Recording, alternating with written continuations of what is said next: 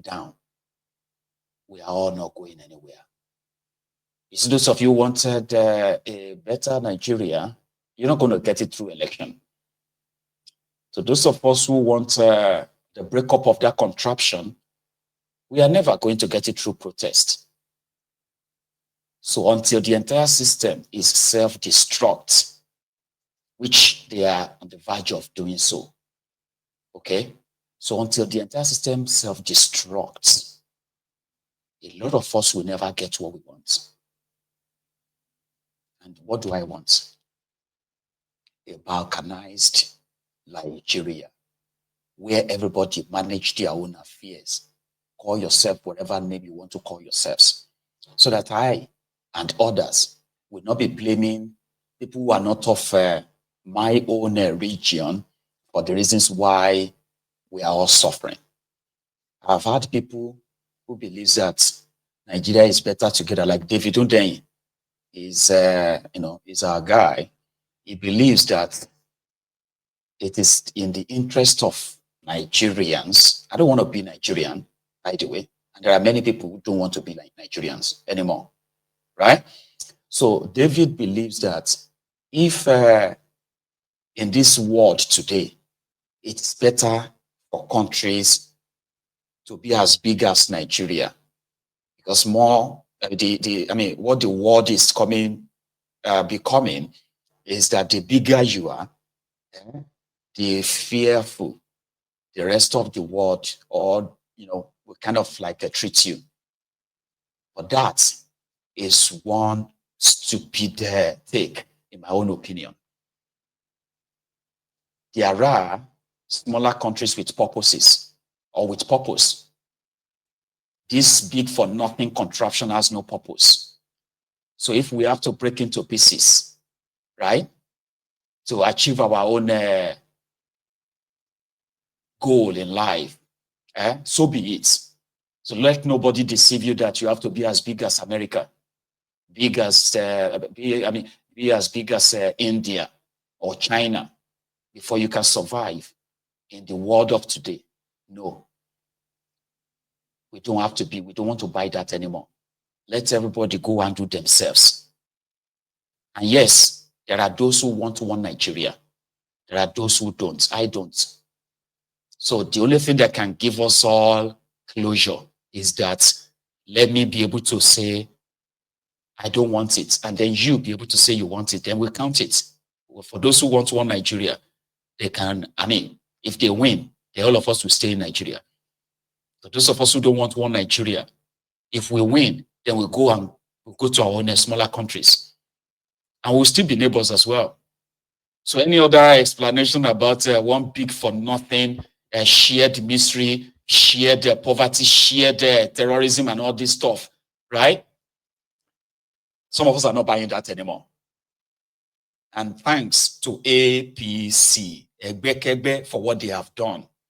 If there is anyone who's still kind of thinking that chasing APC, Egbekegbe out of government is the solution to what Nigeria is facing, that means you are not learning. Yes, we do not probably have the controlling number yet. Those of us who want the contraption to break, we may not be having the controlling number yet, but maybe we will someday, So yes, you, the obedient, this is my hope for you, that you will continue to believe that maybe the contraption will work. Then they will continue to deny you that. So where they've done it once, they will do it again. You have accepted that once, would you accept it again? If they touch Peter Obi, what do you think you can do? And stuff like that. These are like, rhetorical questions that, will be answered very soon. Let me tell you something. The shege you are facing in that contraption today, which is orchestrated by Tinubu and his gang, make them poorer, stifle them of all the economic opportunities, so that whenever election is coming, you can ease it up.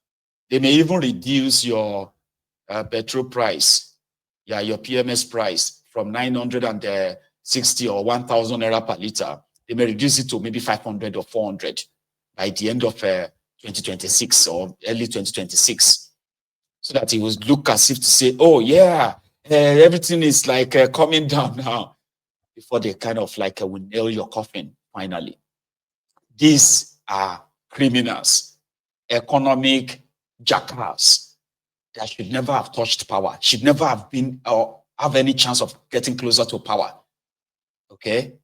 But who knows? Maybe they are just out there to fulfill destiny as well and be the last to keep Nigeria together as one country. Because after them, there probably will be no one Nigeria anymore. Yeah, you see? So that is why you are very formidable, a bigger threat. And if they touch Peter Obi, I would love to see what you're going to do. You know? They would love to see what you want to do as well. Or we'll go to Ghana. You see, today, John Mahama got sworn in as the president of Ghana, that's succeeding Nana Akufo-Addo. And in his own presentation, he acknowledged the, the political journey of himself and Nana as lawmakers far back in 1990s. And then they ended up, the two of them ended up being presidents of their country. But in the early stage of his speech, I don't know if that's an error from the people who wrote his speech, or I don't know. So he called Tinubu Koolu, who was also there, by the way. He called Koolu the president of Ghana. That part got cut out and became a trending video online. But yeah, I put the two of them together and I'm going to play it for you. So the second one is that of Tinubu in Ghana, who was talking about them lifting the people of the continent out of poverty. That's Tinubu. But let's hear that of Nana first. Honorable members of Parliament, Her Excellency, the Vice President of the Republic of Ghana, Jane Nana Opoku-Agyeman, Her Ladyship, the Chief Justice, Your Excellency, Bola Ahmed Tinubu, President of the Federal Republic of Ghana, and special guest of honor for this occasion, Your Excellencies, Presidents, Heads of Government and Development Agencies, Your Excellency, Nana Addo Dankwa Akufo-Addo, and former Presidents, Your Excellency, Dr. Mahamudu Bawumia, distinguished invited guests, ladies and gentlemen, my brothers and sisters. I wish you a good morning and we give thanks. So today, with my induction as the new President of the Republic of Ghana, history is being made once again. And it is a history worth repeating every 4 years with each newly elected president. Today, we're also making a different kind of history, one that speaks to our maturity as a democracy, a nation of citizens enfranchised with the authority at the polls to determine their political future. Today's exercise between the outgoing President, His Excellency Nana Addo Dankwa Akufo-Addo, and I feels a bit like a deja vu. That is because 8 years ago to this day, on January 7th, 2017, we shared this same space and performed this same transitional exercise. At the time, I was the outgoing president, having served one term, and he was the incoming president, having been given a mandate by the people of Ghana to lead this great nation of us. He and I both understood on that day, as I'm sure we are today, that it is the people of Ghana that we are elected to serve. Somehow, it seems fitting that it is with Nana Akufo-Addo that I twice shared this stage and this unique historical distinction. Because Nana Akufo-Addo and I began our national political careers in Parliament in the same year, 1996. He has always greeted me with warmth, a firm handshake and a smile, and he is perhaps the only person in my life who has persistently chosen to call me Johnny. While we belong to opposing political parties, we shared a sense of mutual respect. In those early days, we probably could not have imagined that destiny would bring us to the leadership of our respective parties and that we would have to face off 3 separate times as we each vied for the highest office of the land. Nana, as this will be our final meeting under these circumstances, and as I look back on the journey we have traveled together, 2 much younger men who entered parliament together with a full head of black hair and you with the same bald head and round eyeglasses, I have to say that you have without exception been a worthy opponent. I extend my warmest wishes to His Excellency, the former Vice President, Dr. Alhaji Mahmoud Bawumia. It was a grueling campaign, and we gave it our all. Your sportsmanship in making an early concession eased tensions and contributed to the early conclusion of the electoral contest. I wish you all the best in your endeavors. So that was John, they call him now President John Dramani Mahama. How about a President Ebola Tinubu? He's a special guest of honor, like he said. And he also had his own prepared speech as well. And in it, as usual, he was there to do his balablu, bulaba, and other nonsense of hope is here. Hope is. Anyway, here is what Koolu said at the same event earlier today.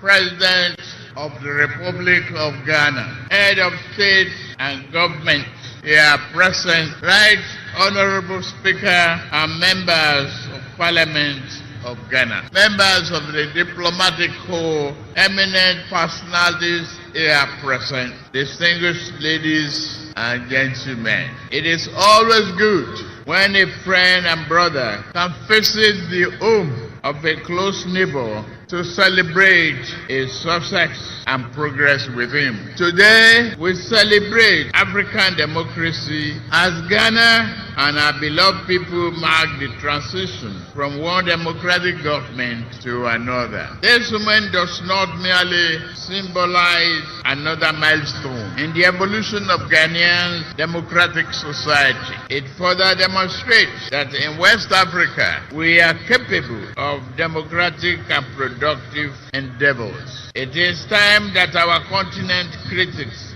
stop forgetting the strides that Ghana, Nigeria, and others have made. We will lift our nation out of poverty and build strong and resilient economies for our people. Today, I am here not only as the President of the Federal Republic of Nigeria, but also as an African in resolute support of Ghana and our people. This moment is a source of pride and honor for Ghanaians, the entire continent, and its diaspora. The sun is out and the sky may be blue, but I see today a black star rising high in African sky. This black star shines over this nation and its rays spread across this continent with a sense of shared history, hope, compassion, unity, devotion to our common welfare. While others may seek to demean Africa and keep brothers pitted against brothers, that shining star reminds us of who we are. Better yet, it reminds us of who we can be.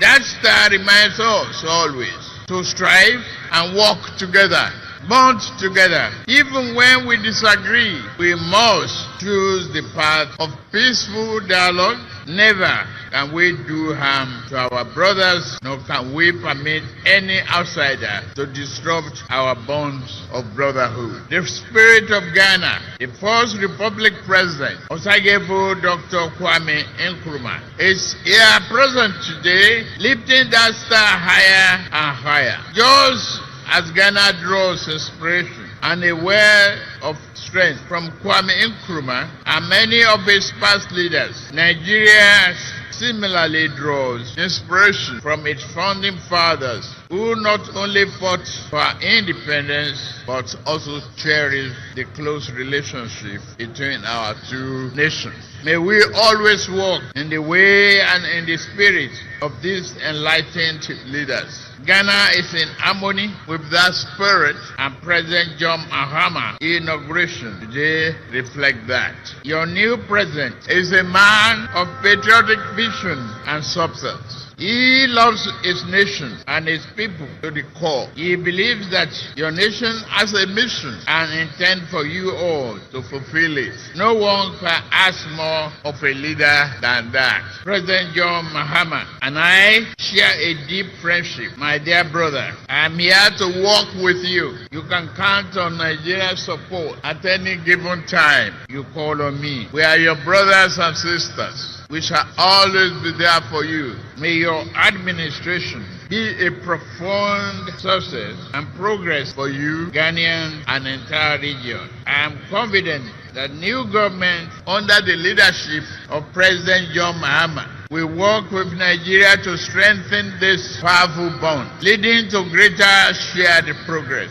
prosperity for the people of our two nations. I have no doubt that your administration will bring about positive change and progress. Your accession to the power should also mark a new and invigorating momentum in pursuing sub-regional and integration and progress. With laser focus, we can tackle our people's most pressing problem of poverty. Nuisance Lele. Nuisance Lele. It's now like doing like sounding like a typewriter. I thought it would be, I thought it was going to be like, okay, to add it to speed up, the speech, speed it up. So it can be, it won't be the same boring, whatever, but that didn't work either. They have about 10 governors, I think 11 or so, from Nigeria. They also went for the inauguration of John Mahama in Ghana. You have the Plateau State governor, you have the Zamfara governor, you have a Lagos governor, Osun governor. Who else did I see among them again? I think they have the Kano guy there. So they shall have like about 11 governors and uncountable National Assembly members. They're actually countable, but it means that they are many. Okay, there's nothing called uncountable. Just fancy that. So as for the governor Ajogbafida of Osun, he was there.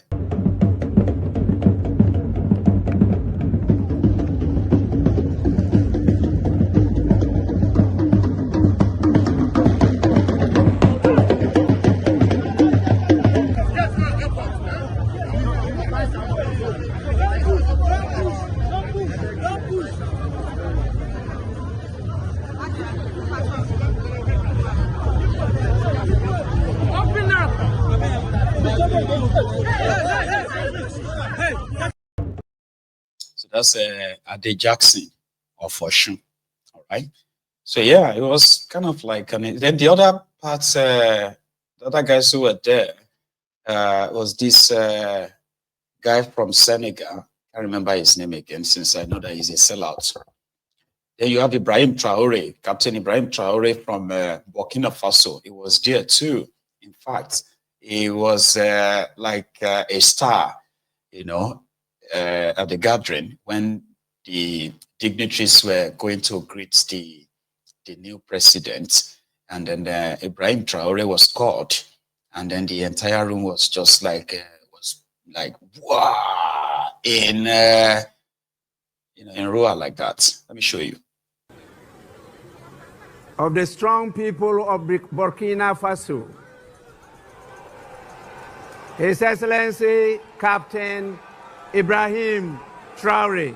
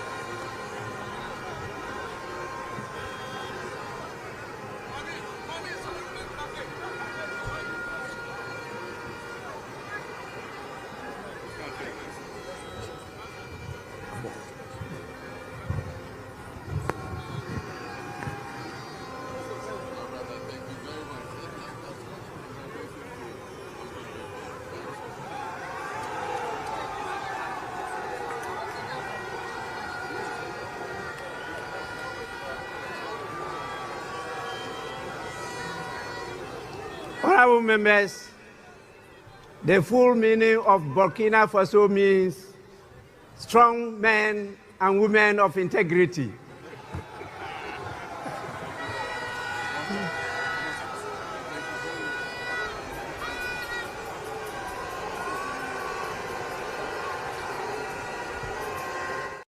You know what? Let me show you the one that I actually love. The angle of him walking down. I prefer this one.